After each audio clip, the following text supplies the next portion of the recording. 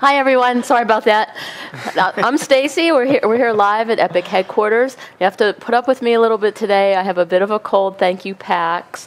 Jim and I are both back this week, and we have Steve, Jim, and Chris, and we have quite a few things to cover today. The first thing we'd like to talk about is we actually have an enforcer that we've chosen, Chris. Yes. Yeah. And we can show that to you right now. So Gooba did this fantastic. Gooba. He did a bunch of things, and there was a bunch of feedback on the forums about a lot of the concepts that he came up with, and this one just kept bubbling up, and people here at Epic kept calling it out. Hey, look at this thing, look at that. Did you see this? Did you see that? And we just kind of focused in on this a little bit. And I think this is pretty much the final design for the enforcer. There's going to be tweaks. There's going to be iteration in the modeling phase, but overall, I think this is a pretty good fit for where we want to be. We're still talking about things like functionality and hands, and you had to bring that up too. Yeah, hands and I like to be controversial. You know, little design tweaks like width and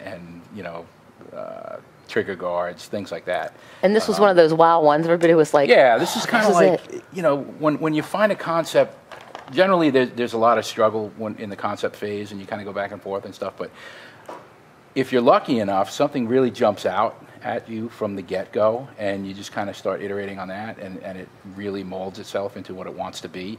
And this is kind of one of those concepts for me. It just kind of jumped out from the get-go. I mean, Gooba did probably, I don't know, 20 they're all and they're awesome. all excellent. They're all really good designs. But this one I felt touched on the evolution of where I think an enforcer would be. Yeah, it was one of those ones I looked at and I immediately thought of the original gun. Yep. Yeah. Same here. Yeah. I mean, it gives you a good feel for the retro, but it's still an evolution. Yeah. And it's kind of where we need to be, and what we're looking to do with the whole game. It's very cool. So is there anybody making models for this yet, or? Yes, is it Tidal Blast? I think has jumped on the modeling. Awesome. Oh, sweet. And he's got a really good head start on that. We have to look at functionality.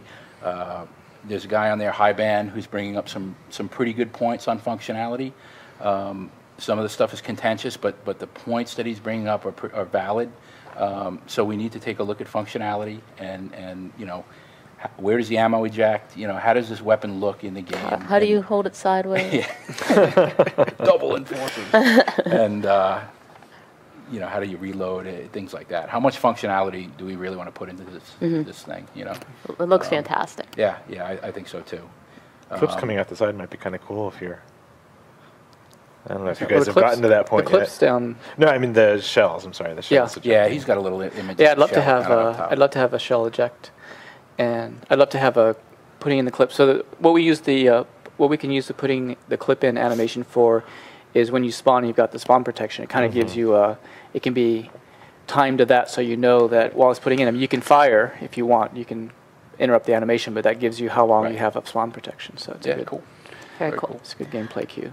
So great job, Gooba. Yes, thank you, awesome Gooba. Stuff. Great job, everybody. Amazing. I mean, the forums were pretty contentious.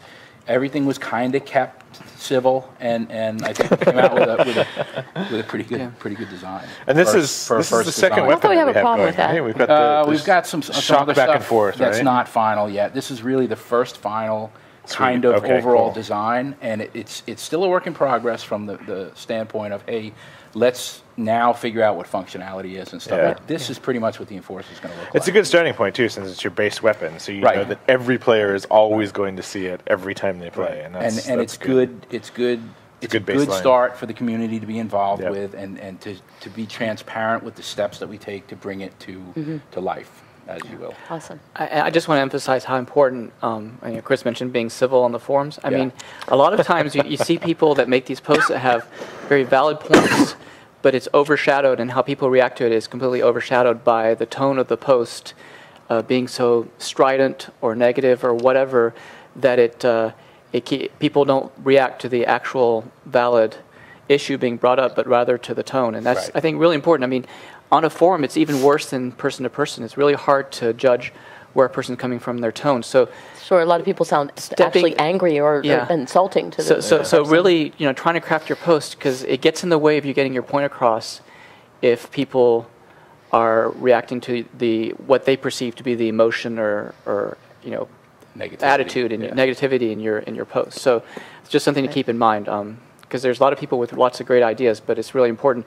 And obviously, we're not going to be, we or community contributors are not going to be able to do everything that everybody asks for, but we're certainly very interested in having reasonable discussions about how to get to the best possible result. Yeah, and I think a big point of this whole process is us being able not just to farm the community and take the things in that they're doing, but to actually kind of share back and show them our process. Yeah. And so when we have these kind of discussions, I think it's really great actually that there's a lot of back and forth, because people get to understand how we get to the decisions that we make, not just that we've made them. Right. And I think that's important. And so I think that over time, hopefully that kind of thing will get a lot better. So another thing we want to talk about today is the MapCore UE4 White Box Challenge. Yeah, so they actually contacted me out of the blue. It's a great site. They do lots of little kind of continuing mini challenges and things. And Cam's going to post a link to MapCore out there. Yeah, it's mapcore.org, I think. They've done a lot of interesting stuff in the past, and they said, hey, we saw you guys had UT coming out. We want to contribute. And I kind of pushed back on them a little bit. I said, Steve and I talked about it early on, and we figured, we're just not ready for that yet. And I said, unless you want to maybe try, just like a white box challenge thing. And boom, they jumped all over it, and that's what they're doing.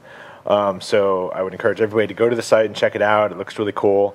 It's already, I think, one of their top favorited posts or whatever that's going on there.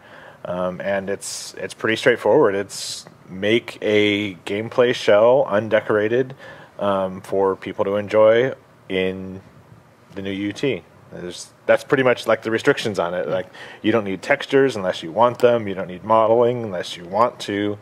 So it's okay if they do texture them, but it's basically just make something that's fun to play. You can do basic stuff, but the core of the challenge is actually around the gameplay. It's not the visuals. So you don't have to go through that effort, and you can still have a really fun map without a single. And it has to be playable in game, so it can be any game type, but as long as it's something that's already in the game. And so they didn't really clarify. I assume that means deathmatch and CTF, because we don't have any other game types, and we're not expecting people to come up with their own. So I would definitely focus on that instead of some objective game type that we haven't actually designed yet or whatever. But get in and play. And even if you aren't going to contribute, I would encourage you to download the maps and play them yourselves so that you can kind of see where things are going, because it looks like it's going to be a lot of fun. And it starts it's already started actually September 1st, and it runs to September 28th. So. And there's some early designs of people that are doing in there. And I actually downloaded just today. Somebody came up with a cool kind of prototyping material that automatically UVs everything and adjusts the color based on the surface and everything. So again, it's just a quick shortcut, but I think it'd be cool for people to use. Awesome. So I hear that we have winners for the Polycount Challenge. Yeah. Polycount Challenge. So these went live today, and we are just really, really happy that the winner actually came from the Unreal Tournament forums. Yeah, which is cool, and it wasn't planned or anything. It was just we had a lot of great art come on there.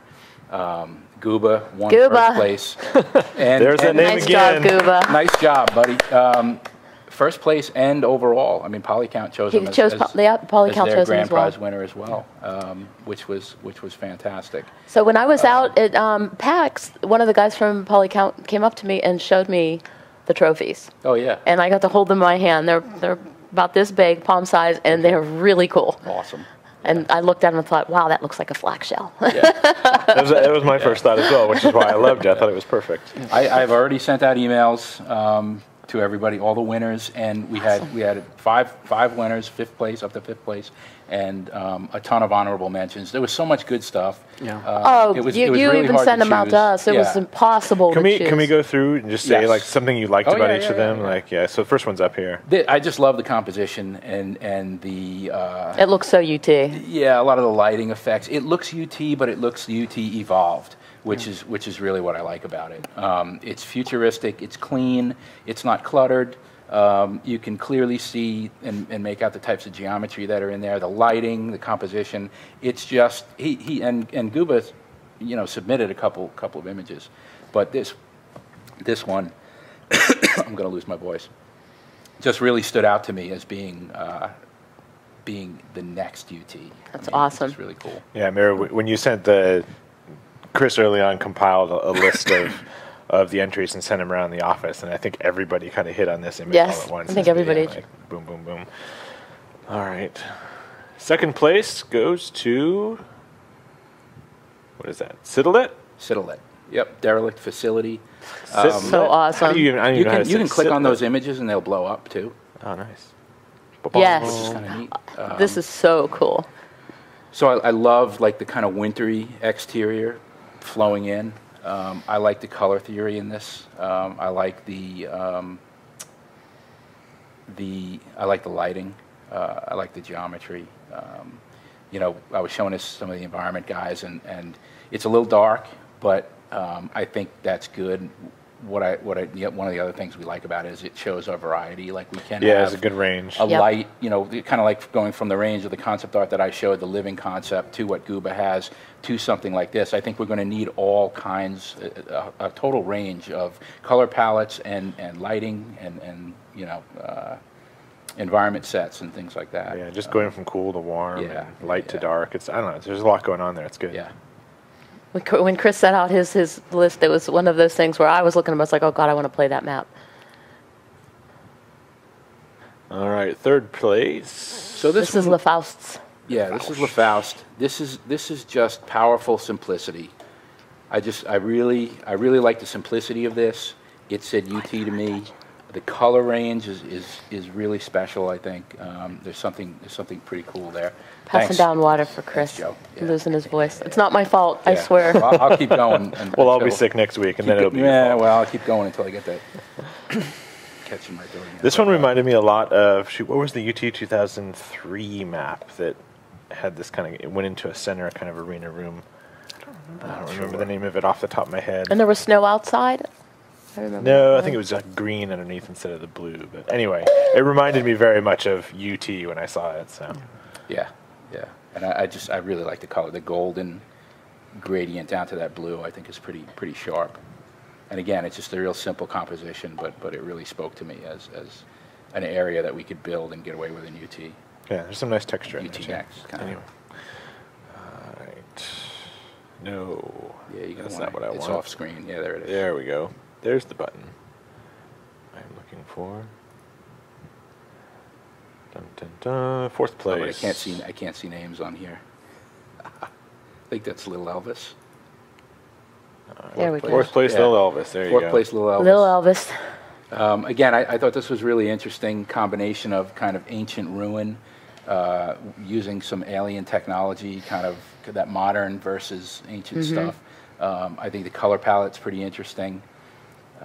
I happen to like the more the messy composition, kind of painterly style with some of the concepts.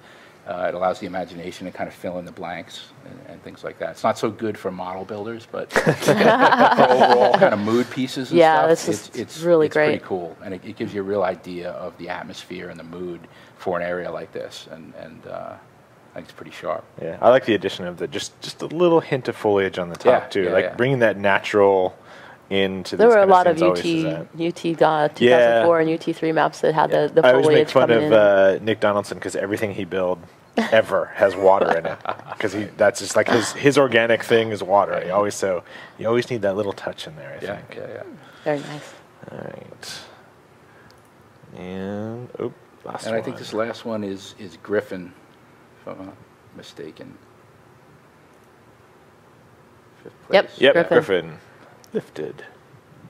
Griffin. So, architecturally, I'm not sure that this fits into kind of a UT map, but visually, Hall of Giants, baby. yeah, I really like the Oh, mystery of giant. this. I like the almost the kind of floating plasma streams.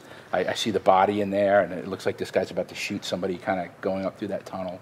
I thought it was just a really kind of neat idea, and I love the color palette, that kind of that violet with that greenish hue. is pretty striking. So compositionally, color-wise, the hints of architecture here are kind of cool, and that's why I like that one. Yeah. Fifth. Like big tall stuff, right? Yeah. Tall giants. Yeah. It implies I mean, him moving Well, up it's just and a Going up that tall tube. Yeah, shapes it's such a and- massive scale. Yeah, it's cool. It's again Hall of Giants. That's exactly what it Yeah. was. So good stuff. And then there were also some honorable mentions. Yeah. So Ogre This Eye- was one of the first ones we saw. Yeah, this was one of the first ones we awesome. saw. It's really cool. The colors, it's kind of fresh and reminds me a little bit of like kind of some of the old Frazetta stuff, maybe. Oh yeah. Some of the Hobbit stuff. I was surprised on this one because when Dave Spolinsky, who did the original layout for the map, first did it, I think he had more of a tech or We all industrial did. vibe Yeah, I in think we mind. all did. But Yeah. even internally, when we just started messing around Yeah. with it, the first instinct was to go with this kind of ruins feel. And this was one of the first images Yeah. we saw after that. And so it was kind of cool to see Yeah. that we were in sync there a little bit. Yeah, very cool. And I want to just click ahead, but then we miss names. I got it. That's Michelle Tanner. So that one, this That's one's great nice. too. There's a lot of nice realism to this, the rendering. Yeah, it's cool. There's a lot of nice subtle lighting and stuff. For me, one of the reasons why it wasn't in my top 5 was it's more industrial, more heavily industrial, and I was looking for something a little more fantastic. And that's really the only reason. The execution, the ideas, it's got a little bit of the fantastic in it. There's a good sense of scale in there, too. Yeah, Yeah.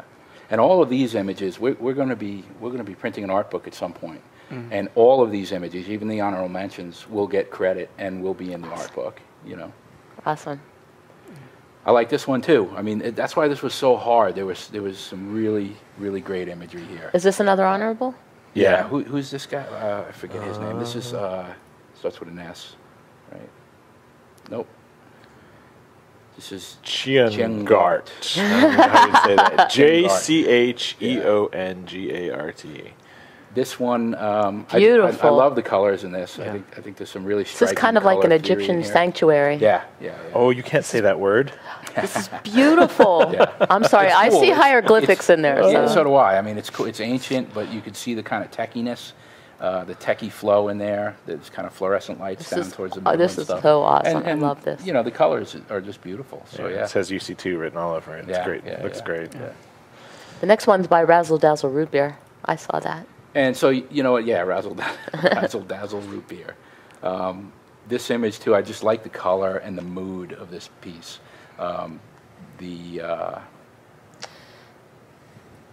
The greens and the kind of rusted iron that surrounds it with the little lights and stuff, it just give me a really atmospheric, really kind of noxious area. This is, again, that kind of painterly style, right? It's just rough. Yeah. It just gives you hints of what's there, but it's very effective. It's kind of like Tim Fangen style. A little bit, yeah. I didn't even notice this stuff before in the Compositionally, sides. it really It's cool. works too. Everything's kind of focused on that center. Yeah, it's like a it's nice. massive drill bit or something. Oh, that's beautiful. This one's beautiful. Yeah, I mean the colors, the violets and the turquoise, the pinks and the reds. It's just got a really beautiful feel to it. Can I see the name? This it starts with an S. This is the guy I was thinking of. There it is, Sergey yeah. Seam. Yeah, it's just another beautiful piece.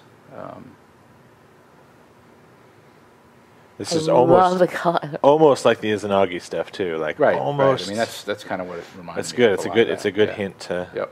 UT. This is Griffin again. Heat Wave. Wow. Like he's got 2 pieces in here. I thought this was really cool too. I mean, this reminded me of one of the maps Dave Ewing's working on, the big outdoor map with the ring around. Oh yeah, You know, yeah. All this vertical architecture, the huge landscape. Little shimmer at the bottom. Yeah. I'm That not would sure. kind of work perfectly with Dave's map. Yeah, I'm not sure if heat or foundry is necessarily right. I like what he did here with the kind of pink background and stuff, but I could see this being green. I could see the color palette shifting as well and doing something else with it. You know. Yeah. This one I think was actually one of my favorites in the entire This was Joe Wilcox's favorite too. He loved this one. This is the one by Evil. Yeah. This, I mean, I can absolutely see the entrance to a CTF base or something, right? Like, Yeah, it's just, I can too. It's very clean. It's got some nice accent colors, which are really nice. And he just did a really nice job with it. it's just a cool mixture of styles, I think. Yep. Way to go, Evil. Chuckle Punch. Chuckle Punch. This is kind Gorgeous. of post-apocalyptic. It reminds me of a matte painting from a movie. I mean, it's just got a really professional quality about it, and yeah, I like it. Atmospheric, kind of. This is something I would go for. It's very cool. Well, Leandri Bot playing in there too. Yeah. Looks like Devastation. Anywho, that's my second UC2 reference of the day. I should probably stop doing that. This one compositionally I thought worked really well. It's got a neat feeling. It's clean. Amadou. Composition is very symmetrical. Amadou did it. Again, this is a paint over of Dave's that map. shell shell that was the other one was the ruins. Yeah, so it the just ruins shows you how before, different they can that be. override too. did. Yeah, this is very cool. Yeah. And So now we're actually getting into the Polycount winners now? No, that's it. We're done. That's it? Oh, okay. That was all the honorable mentions. So now this is the Polycount winner. So this is Gooba. yep. So we'll put that up one more time just because Yep. it's awesome. Because Gooba won the big prize. Yep. So congrats, man. Good stuff. Yep. Absolutely. The stuff was fantastic, guys. Thank you so much for contributing. Thank you, Polycount guys, for running and hosting Yes, it. thank you so much, those guys Polycount. did a Thanks for lot of reaching out to legwork. us at PAX. It was really great to meet you, and Yep. I had They a really put up the nice site. time. They did an amazing job running it, and great job, everybody. What's Gooba going to win? All kinds, The prize all kinds stuff of stuff. it's on there. It's Yeah. all on the site? Yeah. Good job, Gooba. We're really happy for you. And speaking of him, that leads us And into speaking of Gooba, as if this week hasn't been great enough for him, we're bringing him out here this weekend along with 11 others from the community. Yep. We're bringing out Mikhail from ESL as well, and they're going to come and they're going to play Unreal Tournament. They're going to participate in some roundtable discussions, do some play testing, and we're going to take them out to dinner and have a good time. So everybody's going to be stopping in over the weekend and talking to them, and we're going to listen to what they have to say, and we're going to tell them what we're doing and why. And Yeah, we tried to get a nice mix of people so that we had some hardcore competitive players, So we have artists, Hypno some and- developers, and Mess. and some new people, and we had people from UT3 and people from 2K4 and people from the original UT. So we tried to get a nice cross section of the community there. And this is also not the last time we're going to do this. Yeah. There's some other Yep. people out there, who've been doing a lot of great work, like Raxi and Shumbo, and we'd like to see them come out too. And we're actually going to have a little gift for them. We had it made especially for this Do event. you have it? Do you have it? I happen to have it. So we had this. Each one of the guys that are coming out are going to be getting one of these very, very limited edition shirts. Actually, there's only like 14 of them made. And there's the front. So this is Shane Cottle's design, and Ben Cheney, one of our artists here, since Shane is swamped with work, he helped out to get the design ready for the shirts, and everybody likes it so much we're probably going to make more of them. And on the back, we mentioned the event. Can you see that? Is that good? Okay. We talk about the event. We say with the dates and everything. So we're really excited to bring these guys out. We also have some other shirts that we're looking to give them. We're going to have prizes. We're going to do a few tournaments. And they're going to play Matt. We would like them to play Stu. But Stu's not going to Stu's gonna be be out here on this vacation, weekend. sadly. Stu's going away. But we'll have Sydney play. Some of our... Cam.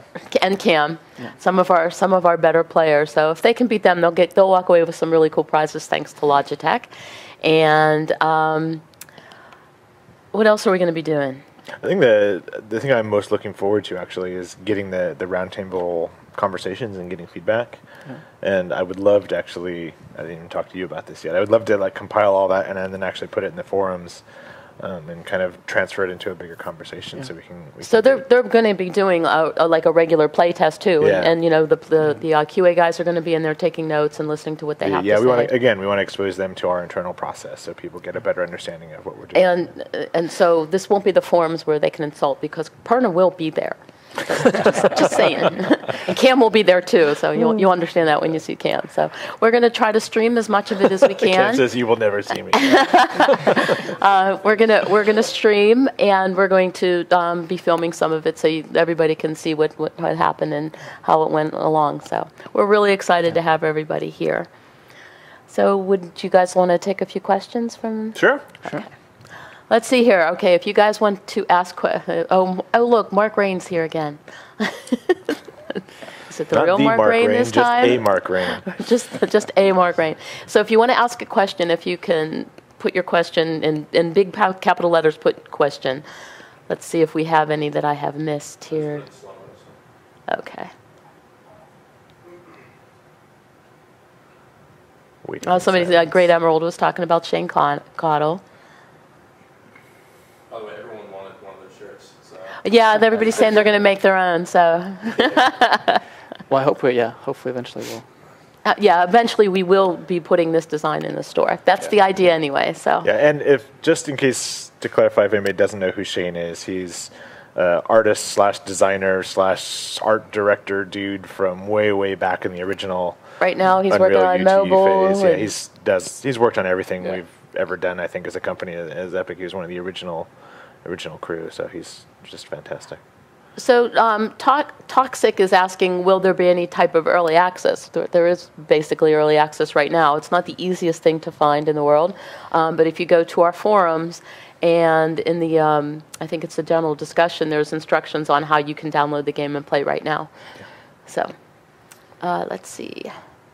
And again, if you can't find it, if you go back to MapCore for the map challenge, they have a whole list of they have a very detailed post on how to download and install the game. Awesome. And what you need to do to actually start and we do have people playing right now, and we have people streaming. So yes, you're allowed to stream. You can post screenshots, and we would like for you to come to the forums too and let us know what you think. And question, is that sexy manly guy on the end part of the Gears of War series? People always say. Stream again. Thanks, Stace. People always say that we have these big, beefy characters, and where do we get the idea for them? And they're not we realistic. Always just go like this, and people understand. They are realistic. They scanned me. These are our unrealistic proportions, right? Yeah. Have we looked at SNE, which is hen spelled backward? Have we looked at his wall-running prototype? I've looked at the thread. I haven't played with it yet, but it's definitely something I plan on taking more time to look at. So we will be taking a look at it. Yeah. And let's see here. We've actually had a lot of tweaks to just little movement things recently. So again, I'd love for people to go in and play with them more and give us feedback. Is Alexander Brandon going to be composing any music?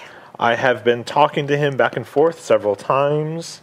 And he has actually made a small little something and sent it to me. I can't distribute it because I didn't get legal permission to do that, but he is paying attention. I'll just put it that way. Yeah. Awesome. Will Unreal Tournament have similar workshops to Dota so artists can have their own input on the game? Something we're talking about. Yeah. Yeah, I mean, and I think another thing to remember, Unreal Tournament is going to have a marketplace, and so artists will have a lot of opportunity to do what they want. I mean, for example, with the Enforcer, right, where Chris is providing art direction for the core UT so that we have a really good-looking and unified core game. But we're not, Unreal Tournament is an open game that the community has always expanded. And so, for example, if you've got your own Enforcer design that you think is the best thing ever, you'll be able to make it, and even replace it, as long as it has the same animations and everything, you'll be able to put it on the marketplace as a replacement for the Enforcer. So if someone downloads it, they can use that as their Enforcer model instead of the standard one. So we want, and not only will we permit that, but we're hoping that a lot of that's going to happen. That the community goes out and creates lots of additions to the core set, whether it's with meshes or environment sets or levels or new characters or whatever. I mean that's part of what makes UT unique is how much the community creates around the game. And in the game right now, there's about zero effort that's actually been put into the visuals, like what you're actually seeing when you're playing. So I think that once we actually have very well established what that visual style is, that we'll be able to actually point people towards, like, this is kind of more what we're looking for. This is the reason that we did, certain things, and I think that'll come together later. And 96 Mega says, feign death? Yes. There's it's already in. feign death It's in there. Yep. And it's Feign just death and as taunts, funny both as it in the was game. before. You're running down a hill and you hit it, the ragdoll is hilarious. So. Yes, we have one guy that keeps trying to use it in combat to varying success. That's always the point, though, right? It did work a few times. It's very funny when it works, but it's certainly not overpowered. So it's very funny when you shoot the guy who thinks he's getting away with something. Are there going to be more UT shirts to buy in the store? Absolutely, they are coming soon, and when we have more news, we'll let you know. Yeah, maybe we may have seen them already. So, but yes, they're coming soon. We'll let you know when. Really soon. So just keep an eye out for that. Are there any specs available for design in UT levels? You guys covered a lot of that last week, right? About what you want to see. I wasn't here last week, did we? Why am I looking at you? You guys covered that a lot last week. Yeah. I think it was. I think if you go back to last week's streams, they talked about a lot about it, and there's also a lot of stuff in the forums about it too. Yeah. Yeah, I was gonna say we've been in the forums, kind of responding to people who have questions, so that's a good place to go. New to the marketplace, so what is the submission voting for? Does your item need to collect enough votes before it's accepted to the marketplace?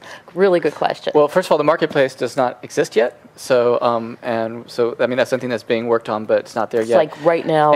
And we really haven't figured out the details. I mean, we don't want to make it.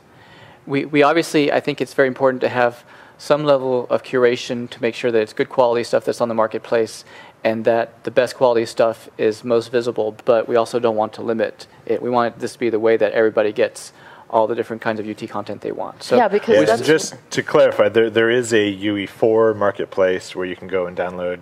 Mm-hmm. Right now, it's just Epic created samples that you can download. Yeah. I think almost. I think there's some some non-Epic stuff also. Yeah, there's some plugins and stuff.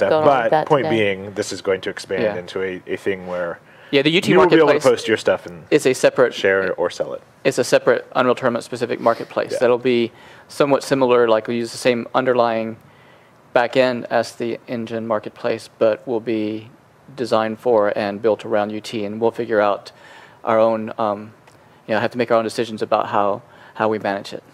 So. Yeah, because there's a lot of times where you look at something and say, oh, that's not something that would be fun, but then it winds up blowing up. Yes. So we want it to be available for everyone. And I also wanted to say, kind of just based on that, some of the feedback that I saw from people is saying, like, oh, well, what happens if we make a bad decision or something that we regret? And I think that's one of the unique things about this project is that if somebody does something in the community that really blows up, we actually can go back and incorporate it. We can make changes, and we actually plan to do that. That's kind of the whole point. So just because we have an enforcer now doesn't mean necessarily it will be the one and only enforcer, right? Like, things could evolve and change as the game progresses, and I think that's cool. Snur, that's DDRREE. Any news on GUI, sound, and music direction? What do you think of my escape menu concept?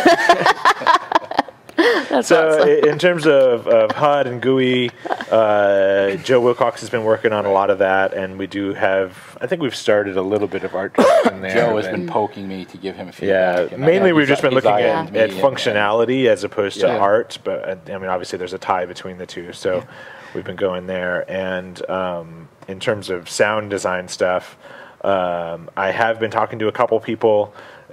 Thus far, it's something I've just been kind of filling in the blanks with myself. And most of this stuff that's in there, not all, but probably 99% of it is just stuff we pulled over from UT3, just like everything else, or UT99 in terms of sound. In some I think cases. visually it's just clean, readable, right? Yeah.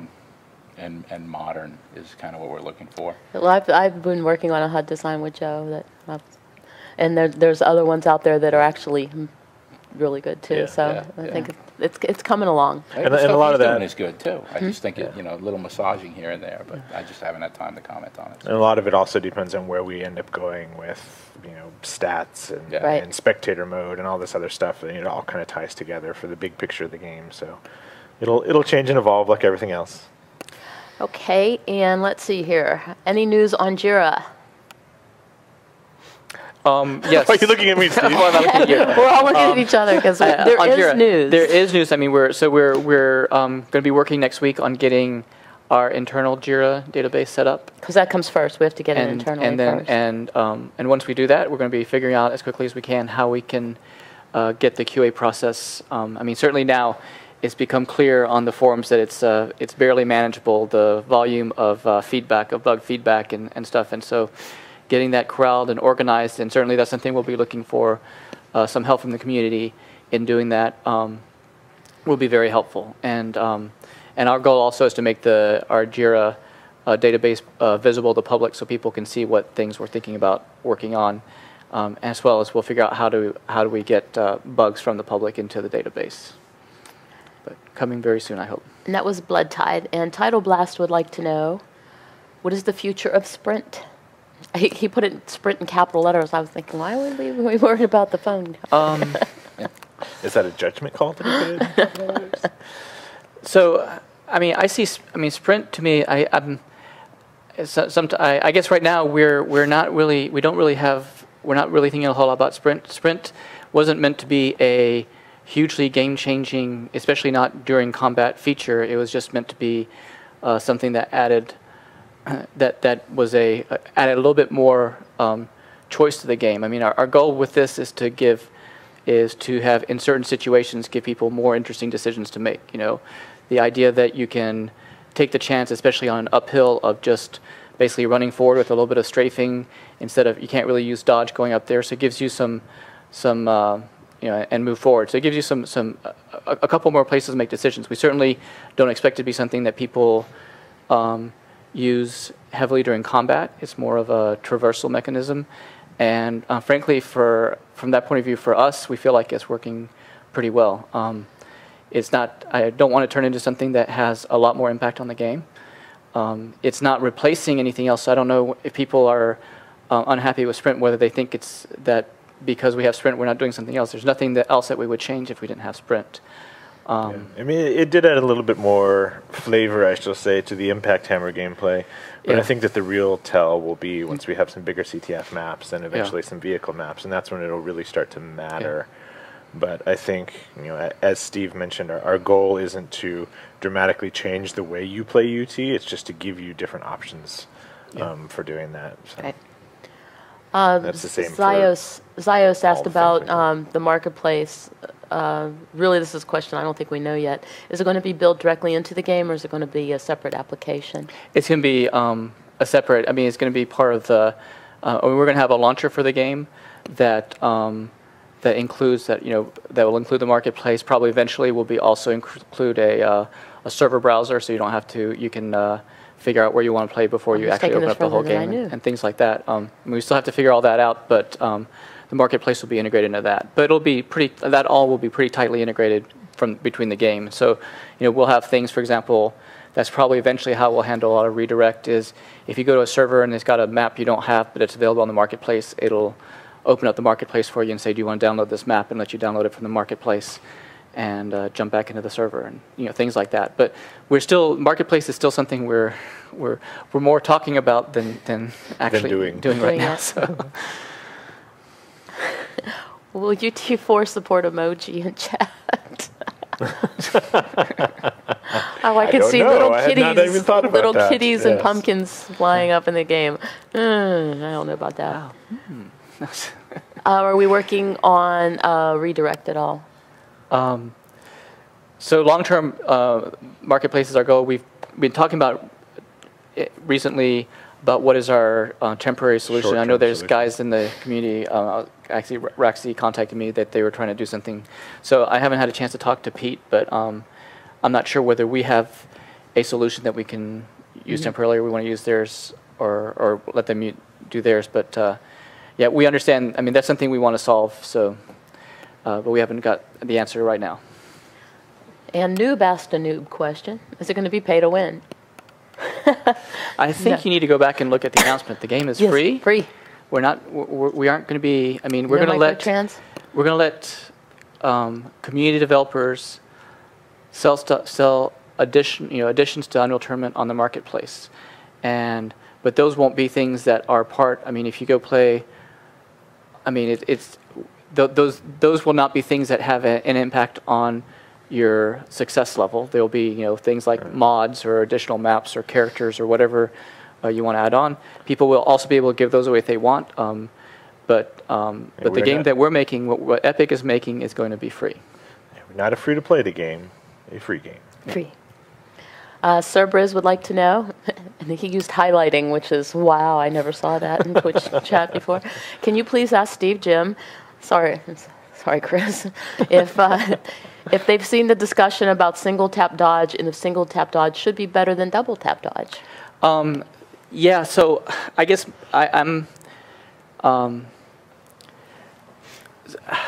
I guess I kind of disagree with the premise of that conversation in the sense that I think that improvements to the interface is an obstacle to playing the game at the highest possible level. And so if double tap dodge is harder to do than single tap dodge, and we have a better way that gives you complete control over what you do to do things, and I'm not sure that's always the case. I mean, I still am happy for the most part. I like single tap for wall dodges, but I'm very happy using double tap for regular dodging. I think it's more convenient for the most part than having to take my finger. Having to take a finger off to. But in any case, I mean, like jokingly, I was using the same example. I mean, this would be like back in the Doom days when they added mouse support on. If those guys had been saying, "Hey, it's a lot. You can turn a lot faster with the mouse. It's not fair."